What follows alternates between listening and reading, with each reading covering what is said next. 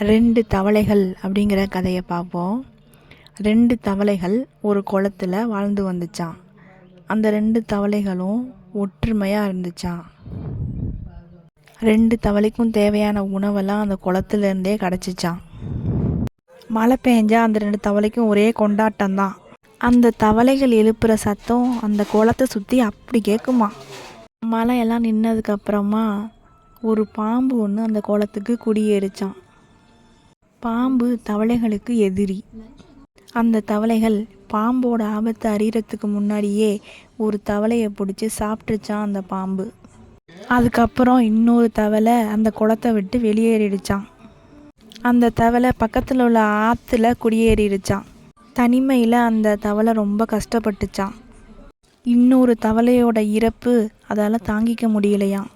அந்த தவளைக்கு அந்த ஆற்றுல புதுசாக நிறைய நண்பர்கள் கிடைச்சாங்களாம். அவங்களோட சந்தோஷமாக வாழ்ந்துச்சான். ஆபத்து தரவங்க கிட்டேருந்து விலகி இருப்பது தான் நல்லது. அந்த தவளை அந்த பாம்புக்கிட்டேருந்து விலகி இருந்த மாதிரி.